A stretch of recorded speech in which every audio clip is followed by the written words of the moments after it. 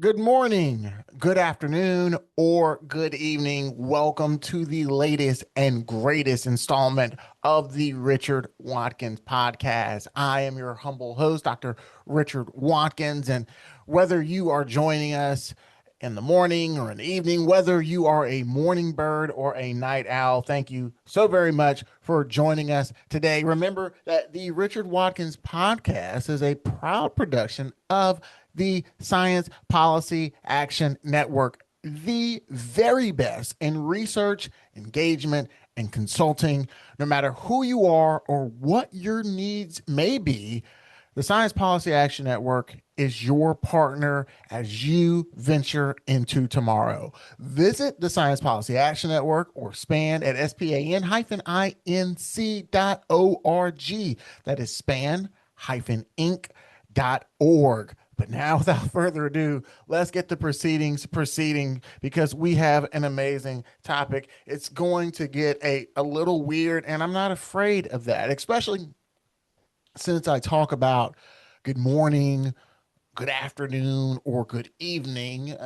We're talking about time. Now, we've touched on this on episodes prior, but it is worth discussing again because it is one of the most fascinating things to me, the concept of time. Like, you think you know what time is, but then the more you think about it, the more you realize how little we know what time is and how much we begin to question whether or not we even understand what now is. That's a very difficult thing to really wrap our minds around. And it comes from a wide variety of observations.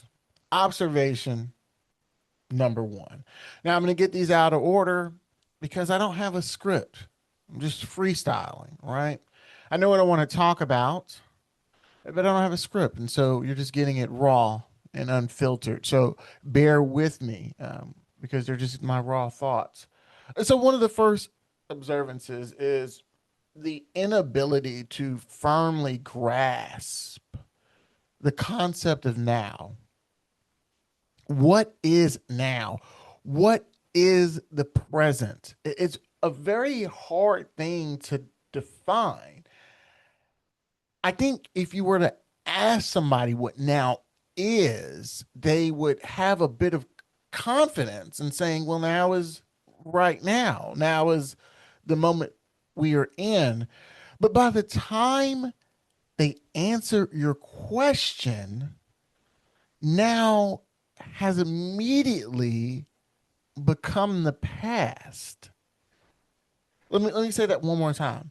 If you ask somebody what now is or when is now, by the time they answer the question of what now is, that answer is already in the past. It is already past. Every moment that you experience immediately transitions into the past.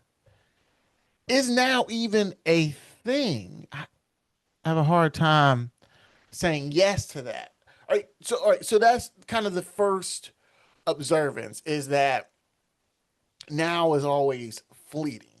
It's a moment that we'll never have again, and it's gone faster than the blink of an eye. It's momentary. And as soon as it is experienced, it is the past. But experience is not enough because experience merely means to perceive, right? It merely means to perceive. Now, we perceive with our minds, right? We discussed in another episode in which I think we explored time a little bit that perception is something that happens entirely in our minds, right? So to perceive time is something that is fabricated inside of our own minds. But it's not just made up willy-nilly, right? We are receiving sensory input, okay? So this is the second observation regarding a very difficult task, which is defining what now is.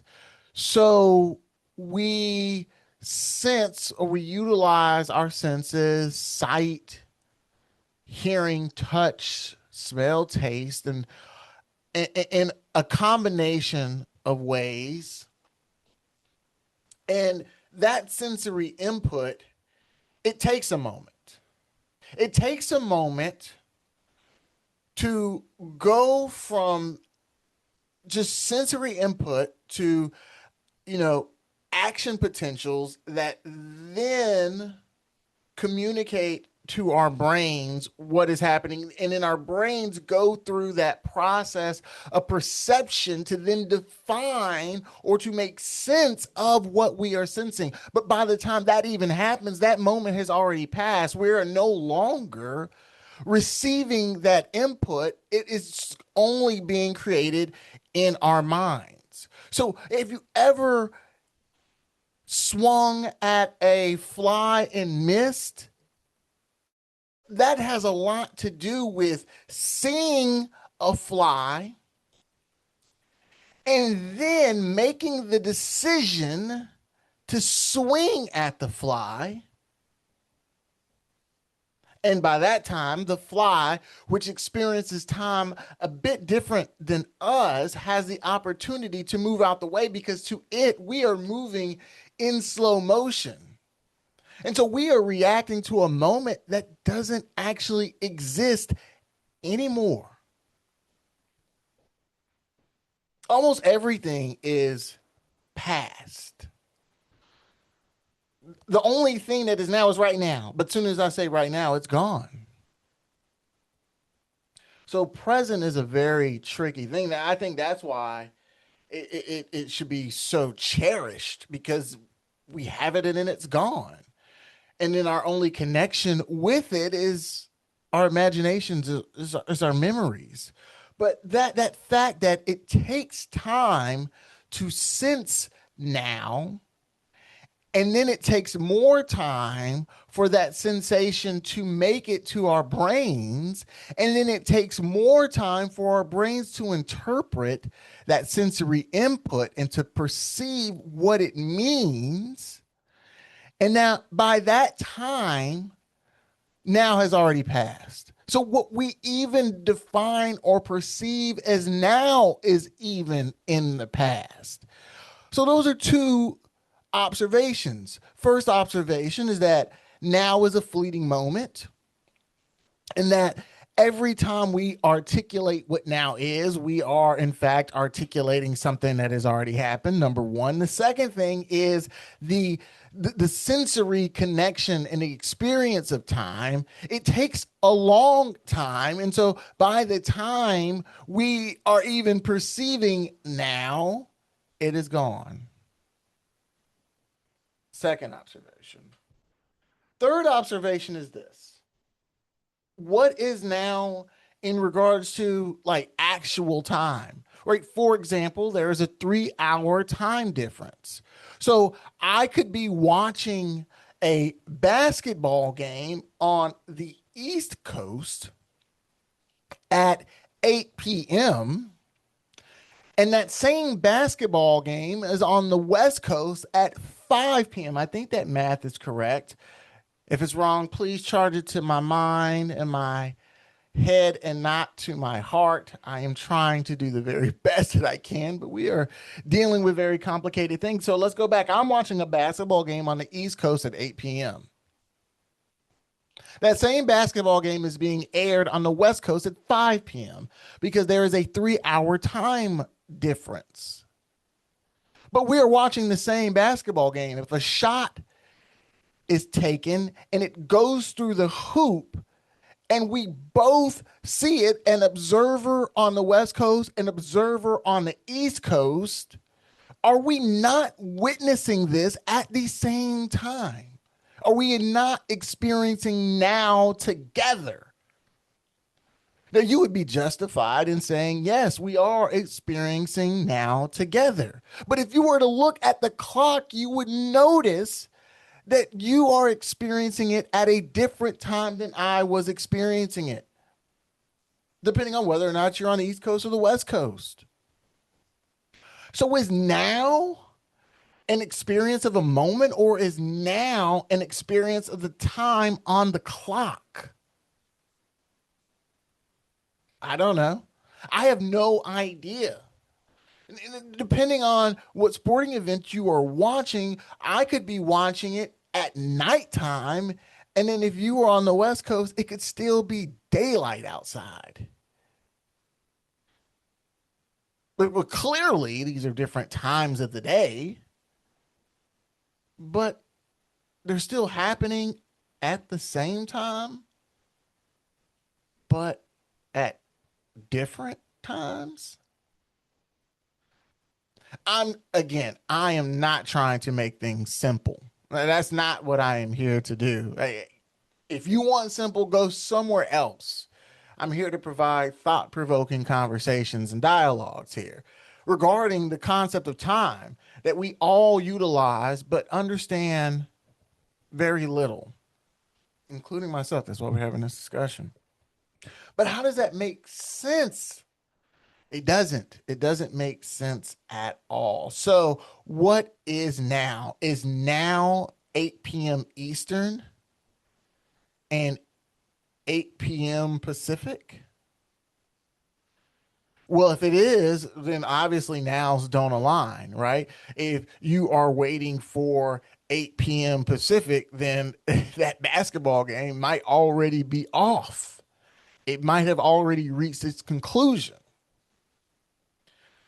So is now an experience, and is it related to what we are seeing on a clock, or is clock the time on a clock simply tracking how the sun rises and the sun sets, like that daily experience with light, right?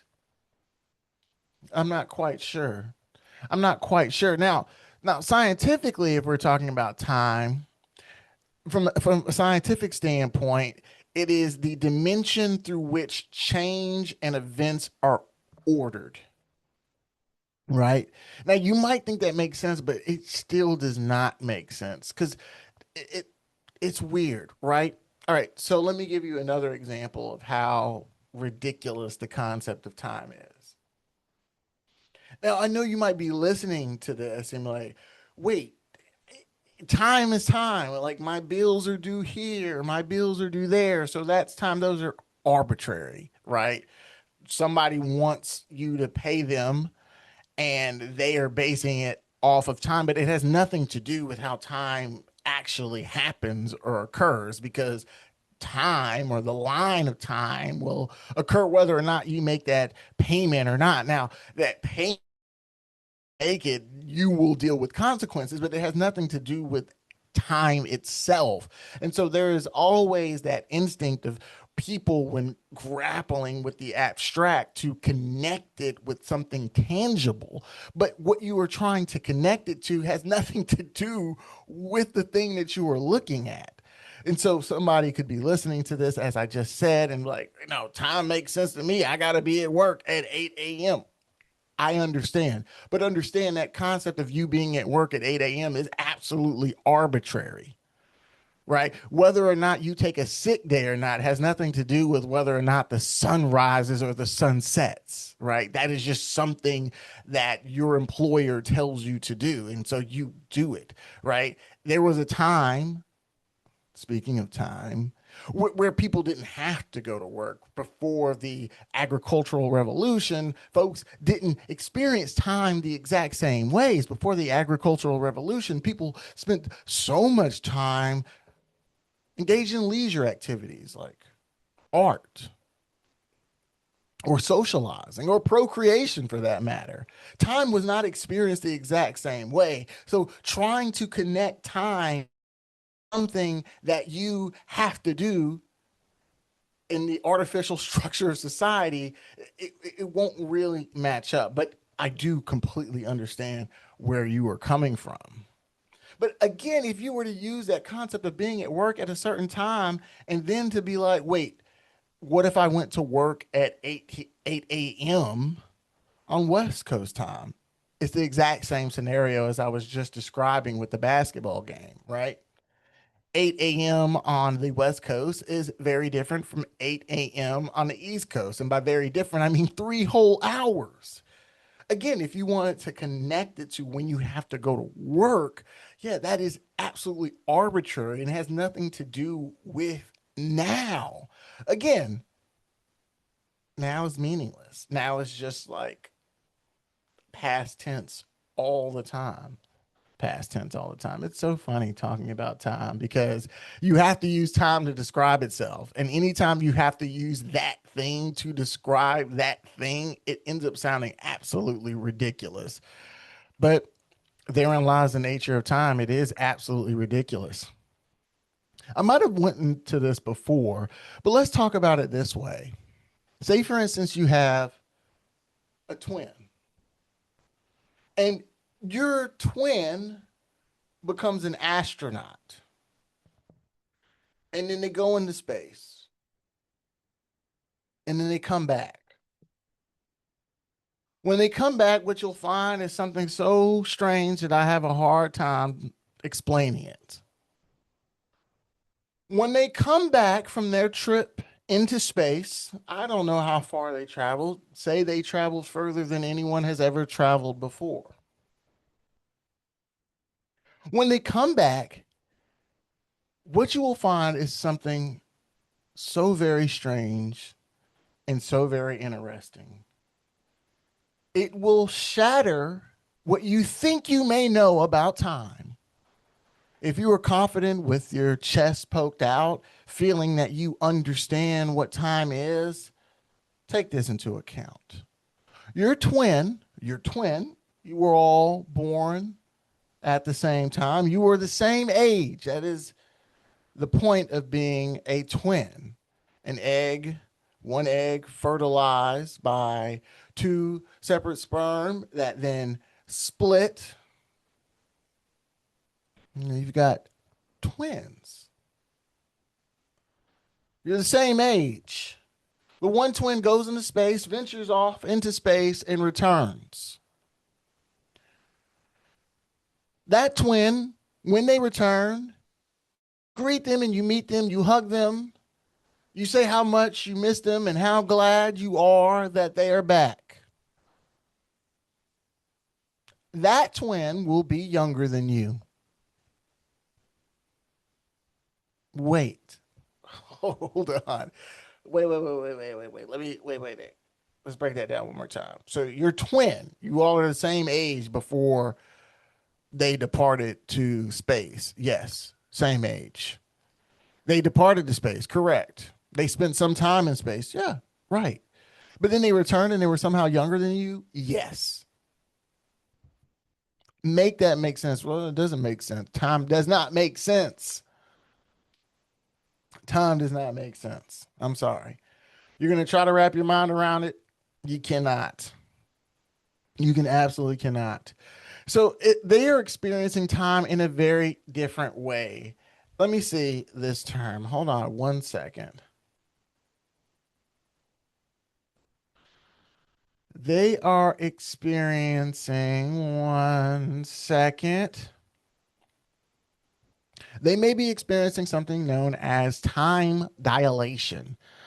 Time dilation is the phenomenon in which time passes at different rates depending on motion or gravity. So, time is not exactly what you think it is. Okay.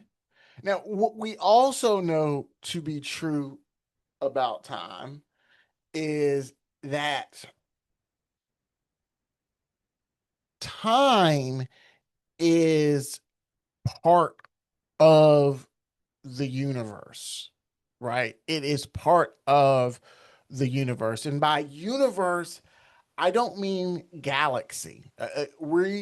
We've talked to physicists and we'll continue to talk to physicists. We've got an amazing physicist that will be on the show here in the near future, and they will talk to you about how complicated the universe and time and space are.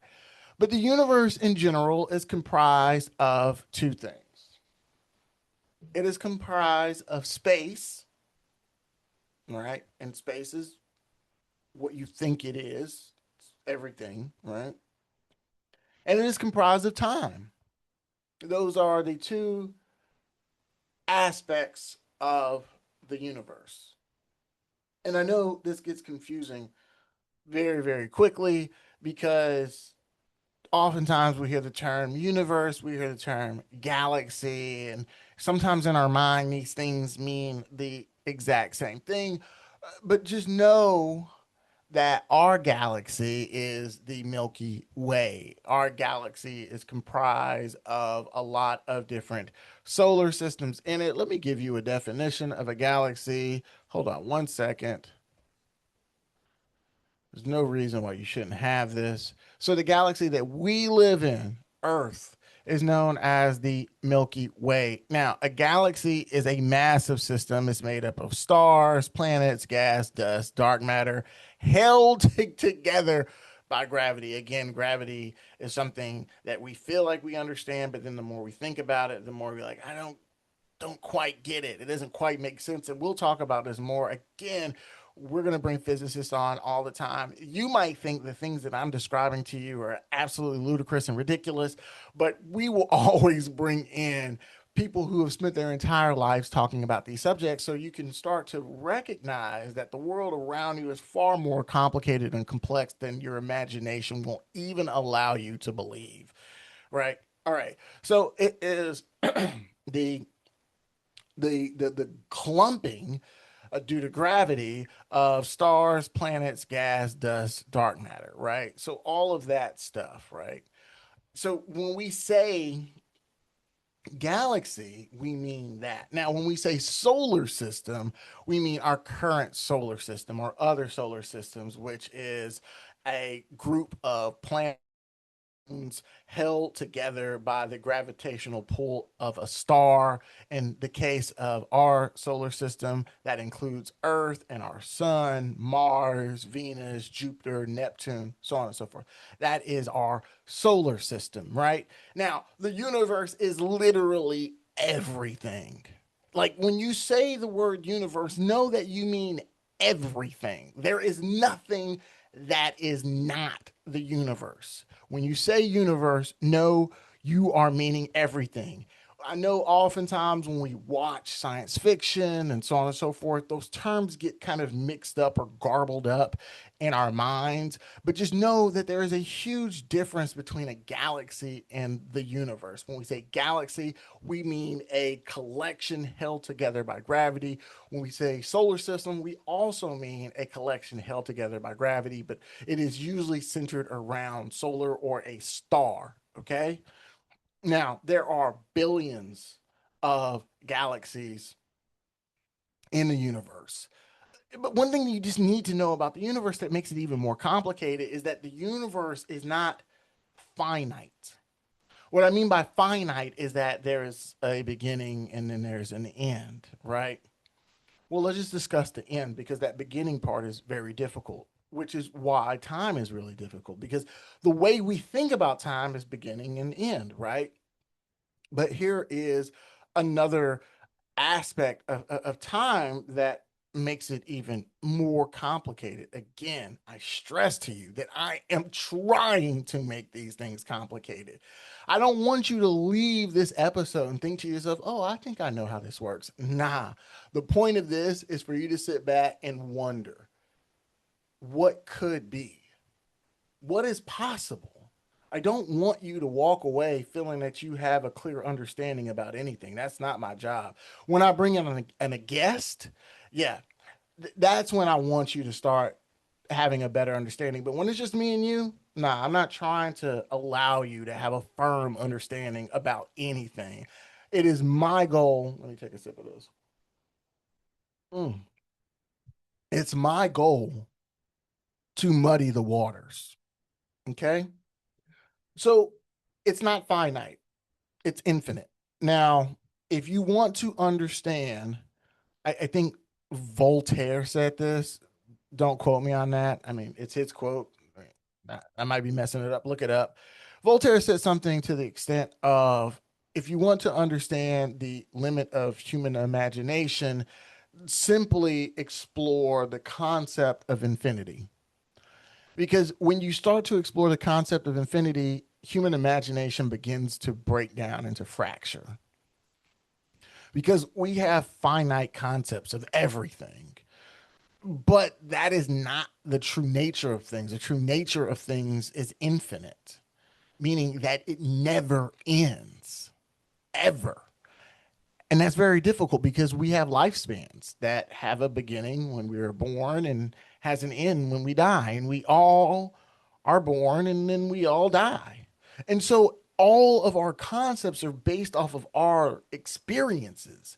But our experiences alone don't define the nature of things. We talked about that on another episode in which we explored the idols of the mind. Francis Bacon. Check that episode out. It was dope. But it is infinite. All right, let's break that all down, right? So, if the universe is comprised of both space and time, and let's give you a definition of space.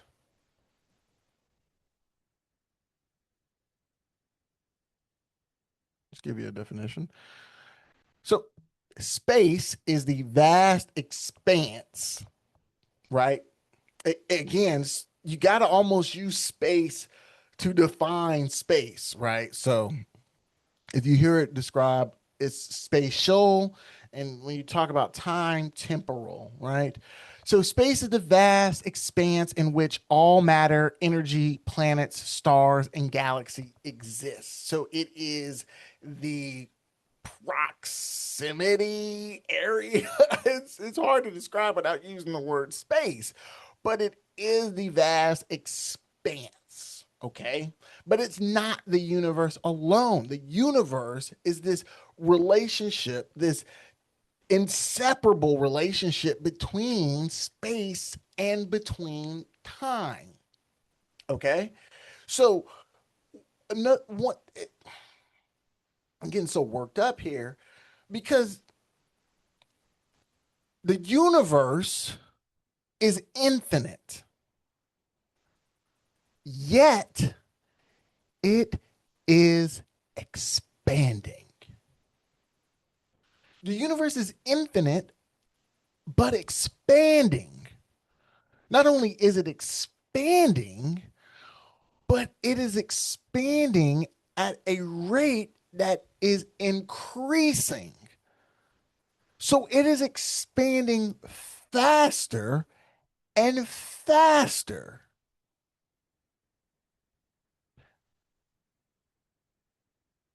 I hope I said that right, right? So the universe is infinite, yet it's expanding. And not only is it expanding, but it is expanding at a rate that is increasing, meaning that it's expanding more and more. Okay.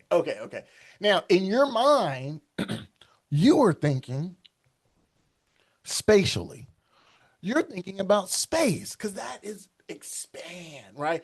I use the word expanse when I was describing space, but it is not space that is expanding. The universe is expanding, which means not only is space expanding, but time itself is expanding. So, what does it mean for time to expand? Let's see.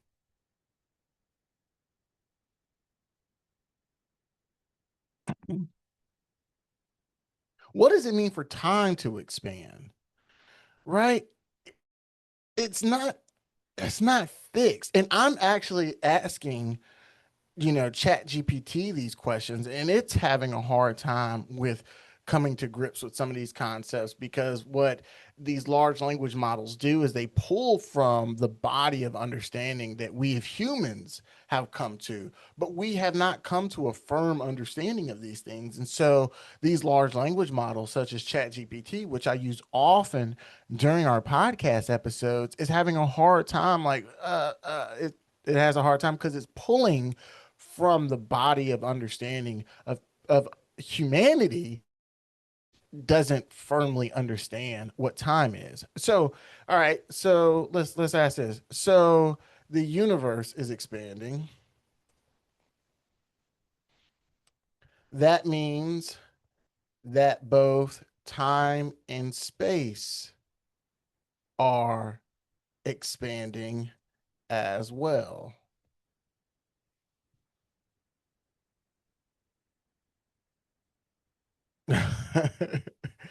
Yeah.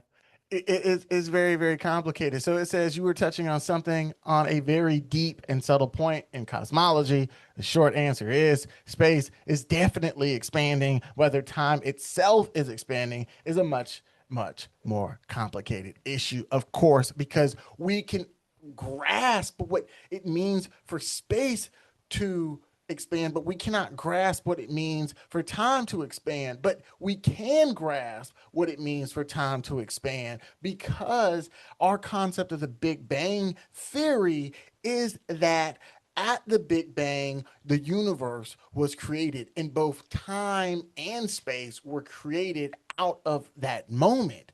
And as it expanded outward, so too did time. The only question is what then is the experience of time expansion? And quite frankly, I am not aware of an understanding of that at all. I have no idea, right? So I'm just going to go through and just read how they're doing it. Like, so, what scientists mean when they say the universe is expanding, right?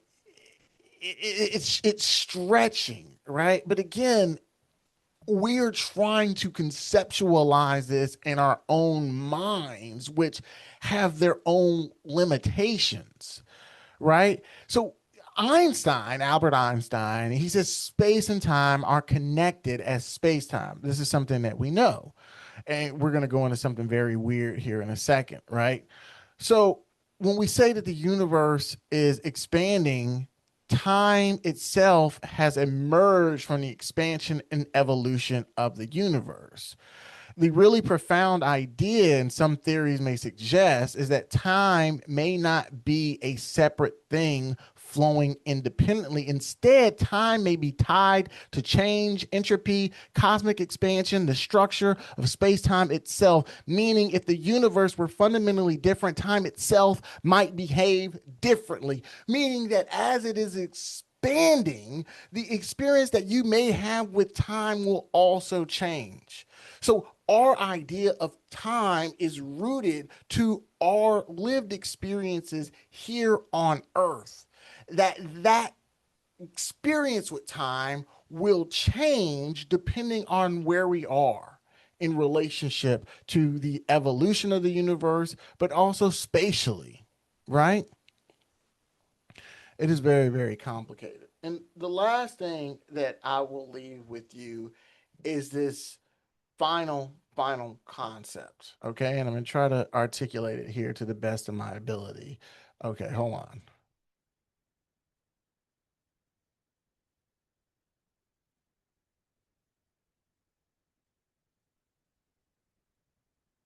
So we talked about,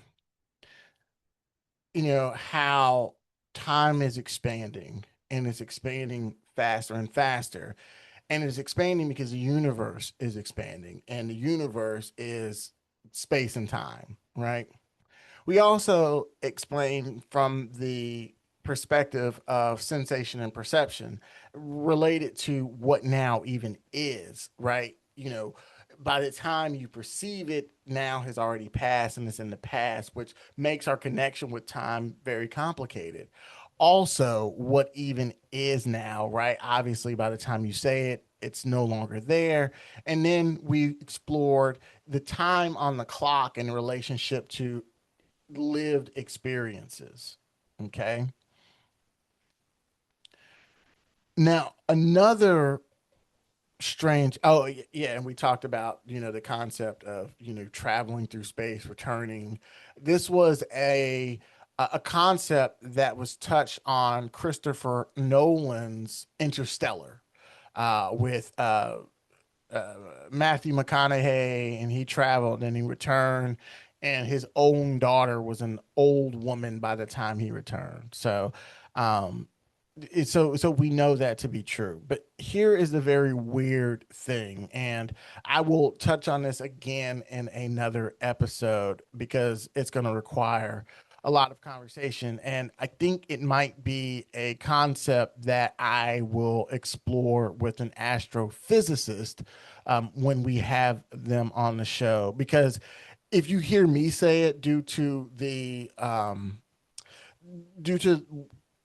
value that we place on expertise, um, I think that conversation will be a little bit more fulfilling when I have it with an astrophysicist. But I'll have it and we'll bring it to you on the Richard Watkins podcast. I promise. But here's the concept, right? Depending on how you travel through space, what direction, and the speed you travel, you'll start to realize that time is doing very, very weird things, right? Traveling through space, speed of light, the speed that you're traveling, you'll experience this. All right. You'll start to realize a reality that is the past, the present, and the future exist all at the same time. Now, your experience with this will be different, right? Where you are, so on and so forth. But it is the truth, or it is a theory, that philosophers often call the block universe theory, that communicates past, present, and future may all exist simultaneously as parts of space time.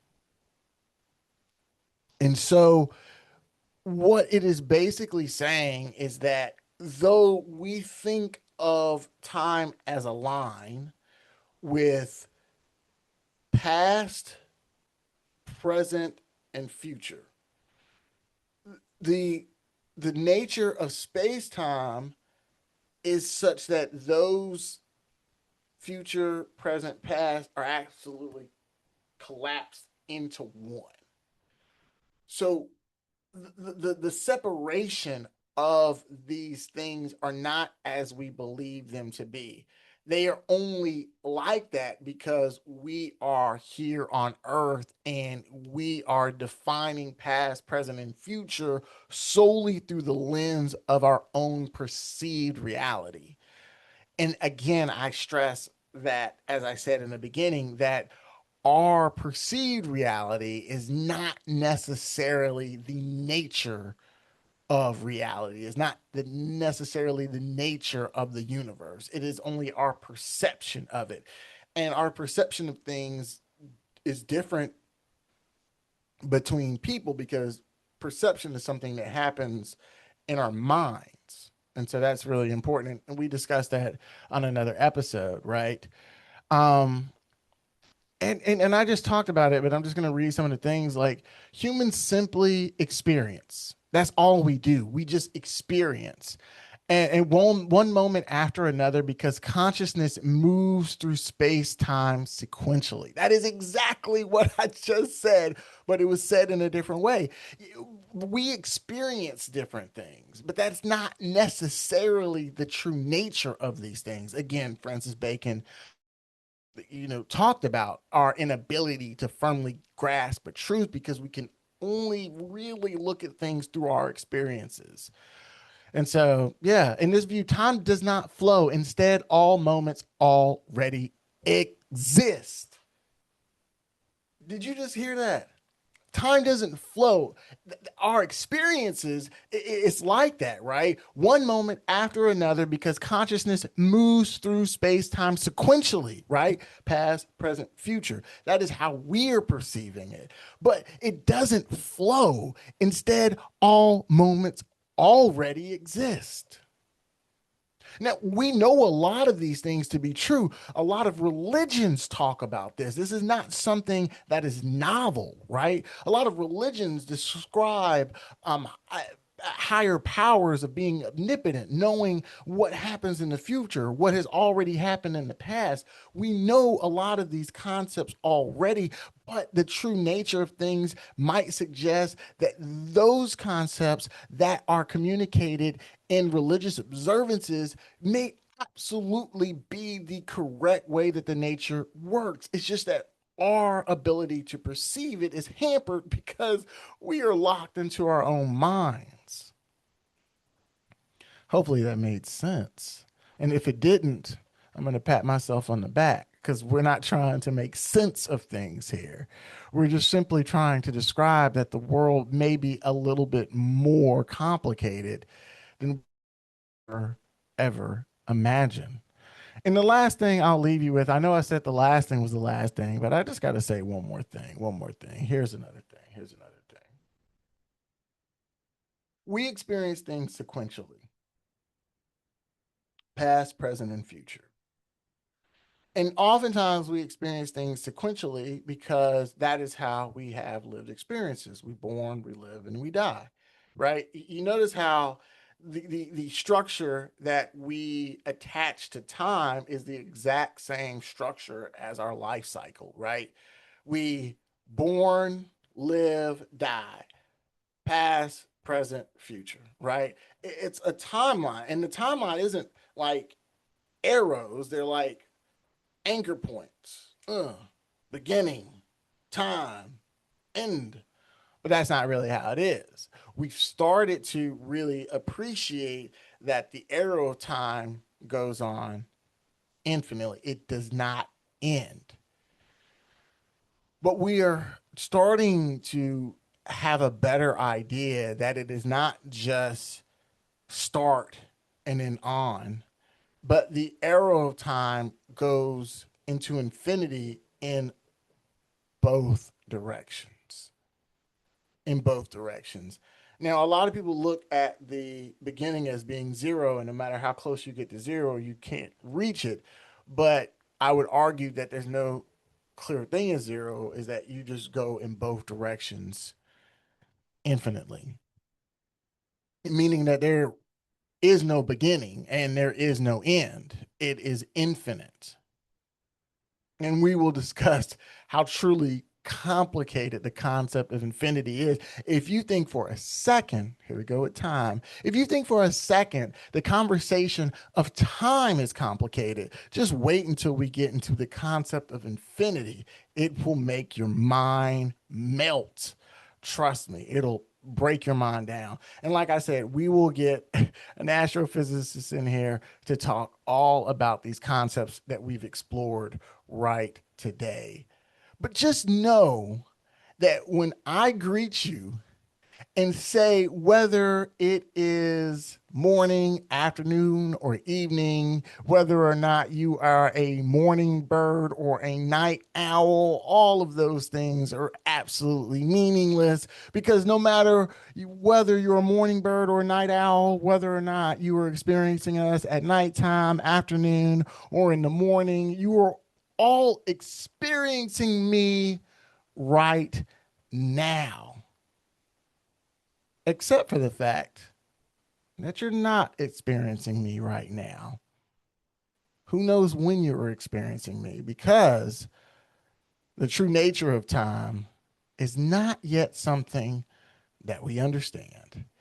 This has been another episode of the Richard Watkins Podcast. I have been your humble host, Dr. Richard Watkins, and the Richard Watkins Podcast is a proud production of the Science Policy Action Network, or SPAN. Visit SPAN at www.span-inc.org. And remember that the future is not something to wait for, it is something to build. And until next time, take care and goodbye.